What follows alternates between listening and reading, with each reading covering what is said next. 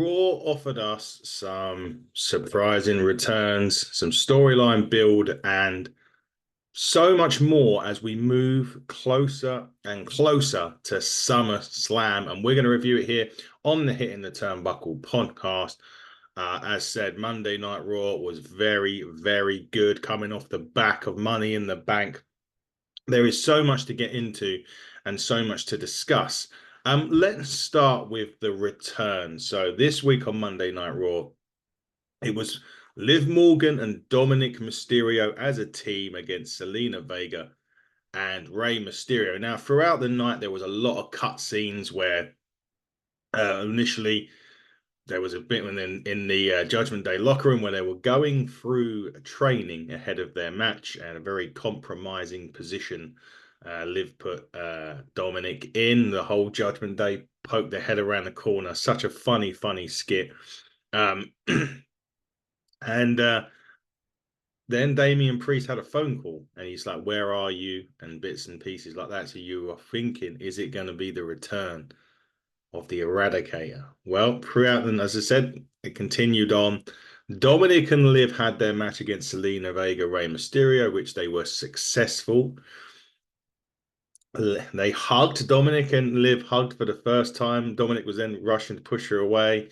Liv then wrapped her legs around him, pulled him down, arched her back, and then pushing his head closer to hers. Dominic was seeming like he was gonna, well, break for the first time. And then "This Is My Brutality" hit. Rhea Ripley returns. Liv hightails it out the ring. Dominic's left in the ring. Rhea Ripley's like, "I trusted you." She was pissed off. But this is going to start what I personally think is the end of the Judgment Day. At least two of them now perhaps are going to be leaving, and I'll go into the second one in a minute. But Rhea's back after her pound of flesh. This is going to start the Rhea Ripley Brutality Tour, as she calls it herself. Where does this go? Obviously, I think it goes to SummerSlam initially.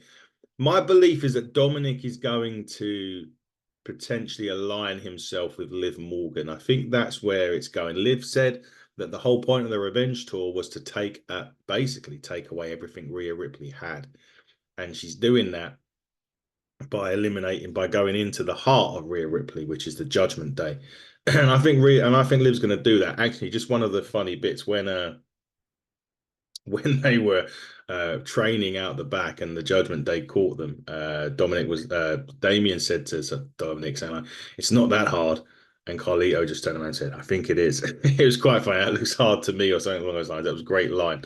But going back to what we're saying is Rhea Ripley, Liv Morgan on a collision course, possibly at SummerSlam. I think this feud extends to Bad Blood. I think it goes further than SummerSlam. I think SummerSlam's part one, perhaps where Dominic aligns himself with Liv Morgan, which would be my belief. Maybe he ends back up with Rhea Ripley. I'm not sure.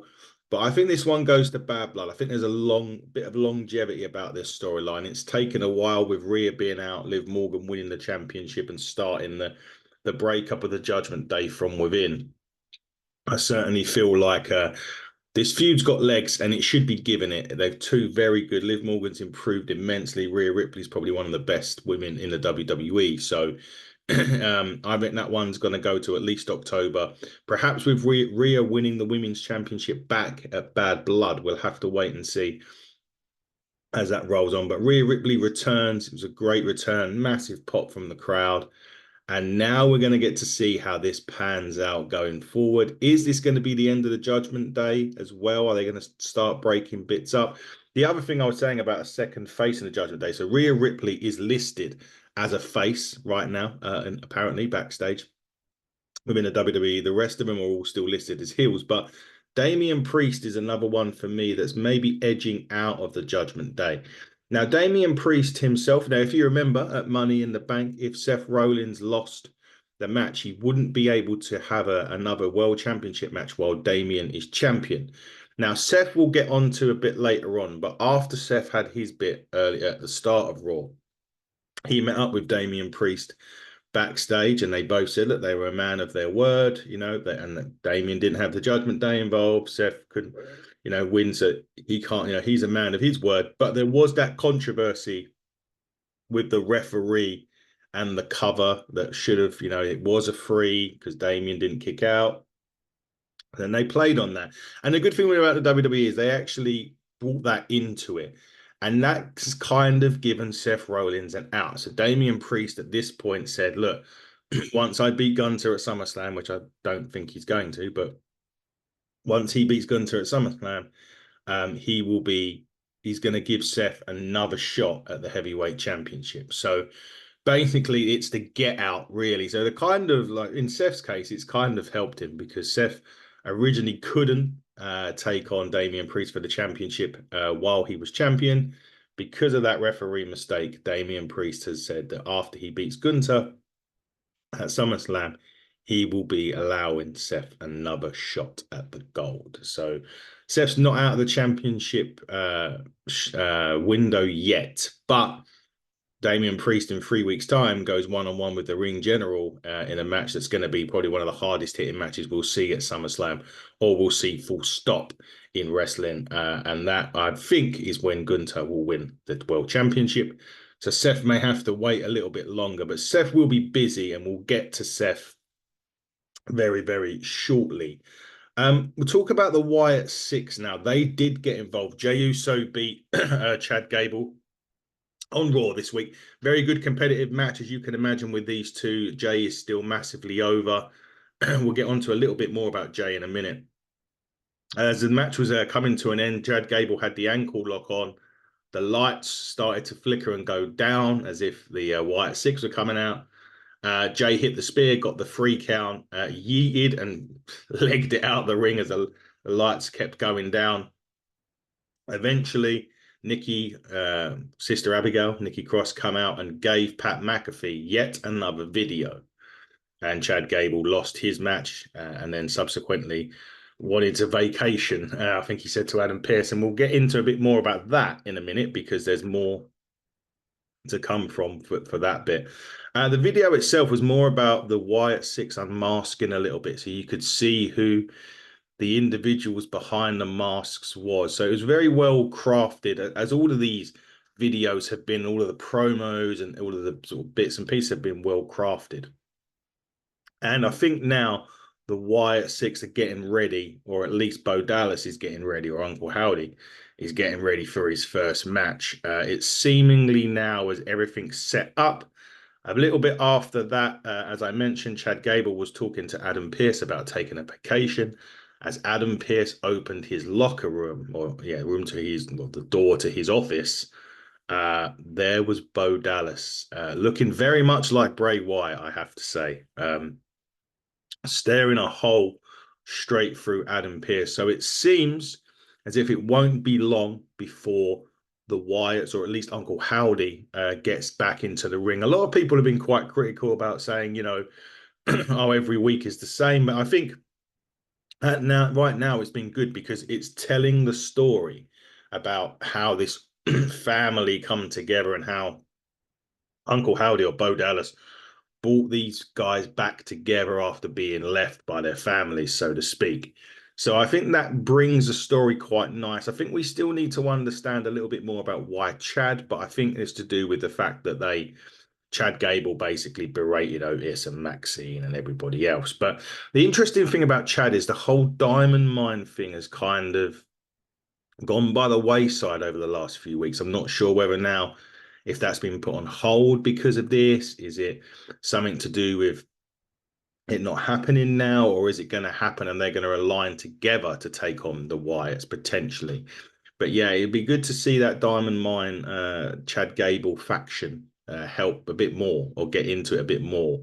I hope they haven't dropped it, because I think that's got something there. There's something about that I like. 4 very talented wrestlers. Chad Gable, obviously the Creed brothers, and Ivy Nile, who is a pocket rocket. She's got everything. She really does have everything in order to be a champion, and hopefully by putting them together they can create some form of group that can go for championships and win championships, because all four of them are extremely, extremely talented. Now, back to Jey Uso.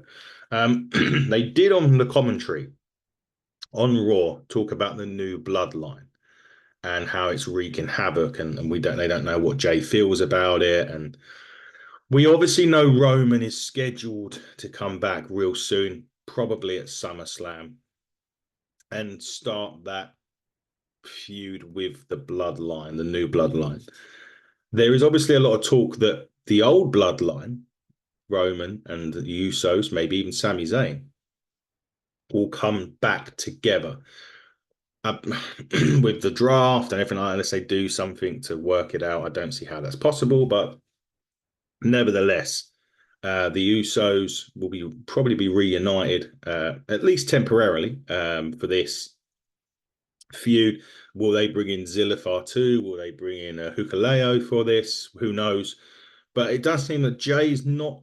I think with Jay, the only thing missing for him is a title. I think he deserves a championship, maybe the Intercontinental or something along those lines. I know that he did have those Intercontinental title shots against Gunther, which he failed to win. But I feel as if it's a shame if he hasn't won anything by the time he kind of reunites with the bloodline, which it does seem to be that that's going to happen probably sooner rather than later. So hopefully it's just a temporary thing, and Jay comes back to doing his singles run, and perhaps he just does it because of the family connection and then goes back and becomes a single star, because he is a star now on his own. He has broken away from the tag team, mold quite effortlessly, and the crowd are basically bring him on as a single, and that's how it should be going forward, to be quite honest with you. So that would be an interesting one to see what happens with that. Obviously, Friday on SmackDown will start the build towards SummerSlam, and we'll start the build towards probably Cody Rhodes and Solo Sikoa. So we'll wait to see where that goes. A new group was formed on Raw: Sonya Deville, Zoe Stark, and Shayna Baszler. An interesting group. I suppose, does it have legs? I don't know. It's quite a weird one. Three sort of, well, two at least with the MMA background in Shayna and Sonya. Zoe Stark is a destroyer. There's quite a lot. There's an actually really interesting part about that group. It's got the makings of something. It just depends on whether or not it gets utilized correctly. What is their plans? What are they going to do? But I like the look of these three. They've got something about them. It's just whether or not the WWE, do they even know what to do with them? I mean, I would have said they could go after Bianca and Sonya, but that's a different show. So it is an interest, Bianca and Jade, sorry. That's a different show. They're on SmackDown. So yeah, I'm intrigued, but I'm just concerned that perhaps they won't get utilized in the way that we want them to. I suppose that's the biggest issue that I would say. That's the biggest issue and problem that I would say it's got right now in a sense. So yeah, it's an interesting one to keep an eye on as we roll through the next few weeks on Raw for sure, to see where they're positioned, to see what they do, and to see if really WWE have got any plans, any serious plans for them. That's the key point of this. It's good putting them together, but is it just we're going to throw you three together and you'll do little bits and pieces, or are they actually going to physically do something and be a really good group that they could be?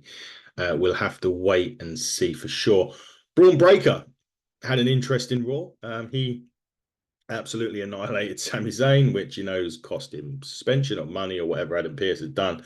There has been a lot of talk about Braun Breaker and whether or not the WWE made a mistake in not putting the championship, on him at Money in the Bank. My personal feeling about this is very much along the lines of, I think Braun Breaker would be better if he won it at a bigger arena, if that makes sense, like a bigger pay-per-view, like a SummerSlam. SummerSlam is meant to be one of the big four pay-per-views, and I think they'll PLEs, whatever you want to call them now. And my belief is it would suit him better to win it on a bigger stage, a bigger pay-per-view than Money in the Bank. That's not a disrespect to Money in the Bank and disrespect to Canada, but if you're winning championships It's the big four that you want to win them at. It's the WrestleManias, the Rumbles, the Survivor Series, it's the SummerSlams. So it makes perfect sense for Braun to get a rematch with Sami and beat him, maybe convincingly, at SummerSlam for the Intercontinental title. And then what that also does is it sets up Sami Zayn to be able to rejoin Roman Reigns and the Bloodline at a later date to go against the new Bloodline. Again, I know separate shows, but you know what WWE is like with drafts; they never adhere to them. So, that's my belief anyway. That I think that Sami will lose at SummerSlam. Braun will get the title. He may even have a rematch or two and lose them before then, maybe answering the call to join Roman. Maybe rejoin Roman. Maybe he won't. I don't know. We'll have to wait and see what plans the WWE have for the Wyatts, and that's the interesting bit as well. What plans does the WWE have for when Roman Reigns returns? Quick update on a contract situation as well. We did post it. Finn Balor, 5 years, re-signed with the WWE. It takes him up to his 47. Would you believe he's 42? He's older than me. Doesn't look it, does he? That's for sure. But Finn Balor, yeah, re-signs with WWE for 5 years. I think it's a case of, you know what, he knows what the WWE, he's been there long enough. He doesn't feel the need to change. Would he have fit in AEW? He probably would have done. I think he would have been a good fit there. But you know what, Finn will stay with WWE for 5 years. Maybe Finn, that may be the career finisher for 5 years. Who knows? But yeah, it's good news for WWE with Finn Balor re-signing the contract for 5 years and keeps him in WWE till he's 47. So that's good. The rumor going around right now, and there's a couple of reasons for it. Alex Shelley posted up that they're not that he, I don't know if he said he and Chris Sabin, but he's not accepting any more bookings for the foreseeable independent bookings for the foreseeable future, which has led to speculation that Motor City Machine Guns have signed with the WWE. Secondly, onto that, Tommaso Ciampa then posted on Instagram, I believe, a picture of the Motor City Machine Guns. Now, for all intents and purposes, they were heading to AEW. So, what's changed? If anything, will the Motor City Machine Guns be good in WWE? Absolutely, because there's more to them than just a tag team. They are great singles competitors as well. Obviously, they've had single success in TNA. And the also other thing to point out is the TNA relationship with WWE. That's kicked off again on NXT this week. The Rascals got back together, and Joe Hendry was in the main event of NXT. So get to watching that if you haven't done already, and get to see some of the more TNA guys there. So there is that relationship now that the WWE has with TNA. And one wonders whether the Motor City Machine Guns are kind of thinking how that benefits them with working for the WWE. And perhaps because they've never been in WWE. I think they had a show at AEW. I want to say they wrestled for AEW at least once. Maybe I'm wrong on that. You can correct me if I'm wrong. And maybe it's also a case of, Alex Shelley was with Kushida briefly in NXT as the time splitters. So maybe, that's who knows? I mean, who knows what the reasons for against they've not signed as we know it yet. They certainly haven't debuted in the WWE yet. So obviously it's still up in the air as to where they're going to go and what they're going to do. Last 2 points. Damian Kemp, brother of Gable Stevenson,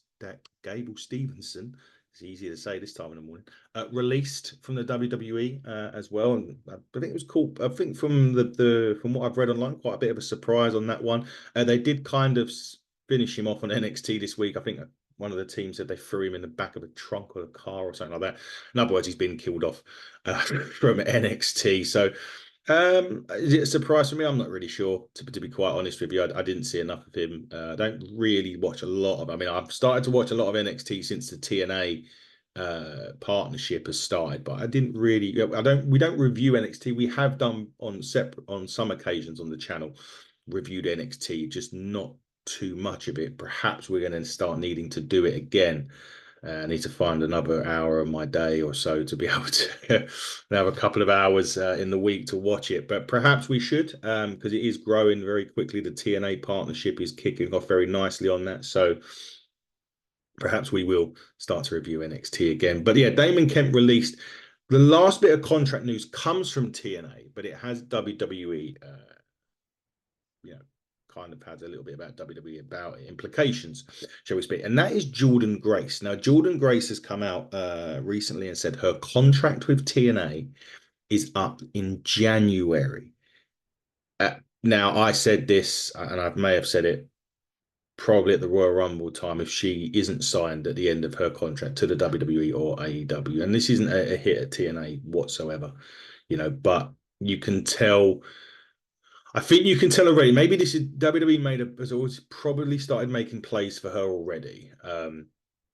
Obviously, with the partnership with TNA, it really helps. And I think Jordynne Grace has had a taste of perhaps what life is going to be like in the WWE. I think she is absolutely tailor-made for WWE. I mean, she's already kind of been a star in WWE, and they could make her into an absolute, well, mega star.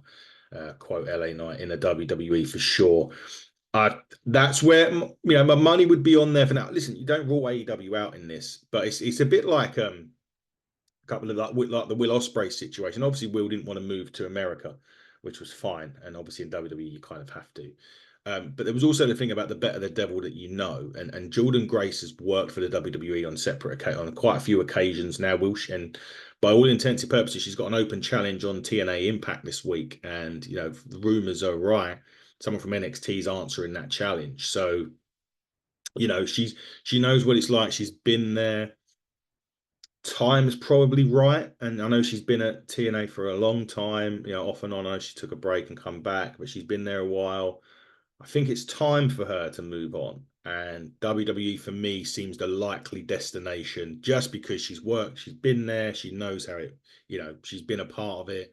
So I would be surprised just if she did go to AEW, unless, look, stranger things have happened in wrestling, right? And wherever she goes, she's going to be an absolute megastar because she is that good. And I look forward to seeing what happens. But I'm also looking forward to at least the last 5 or 6 months potentially in TNA. We don't know that. She could re-sign for TNA for all that we know. We don't know. And if she does that, it'll be even better as well for TNA, and she'll be there. But my personal feeling on this is that she will leave TNA and potentially go to WWE. That's where I see Jordynne Grace.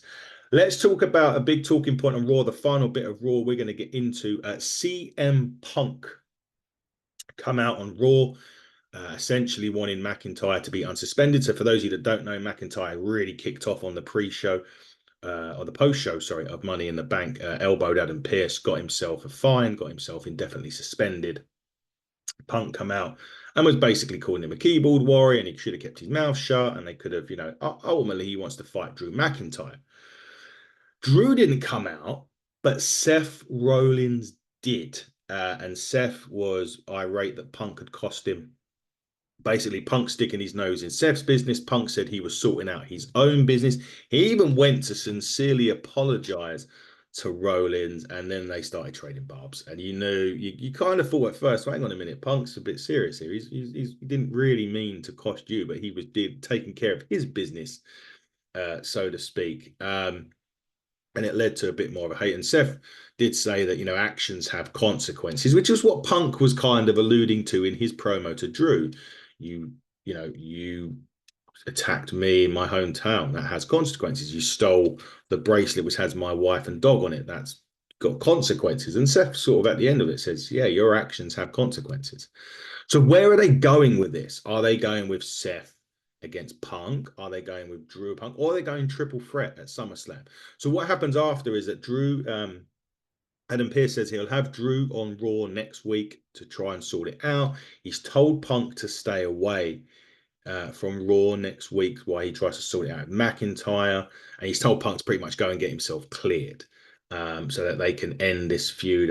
But the problem is, where are they going with this? Is Seth going to be a special guest referee for their match? Who knows where they're going? But it's so good because on the microphone, they're great. They're great wrestlers as well. This has been building. They've got 2 great stories here. They've got the Punk Seth. They've got Punk and McIntyre.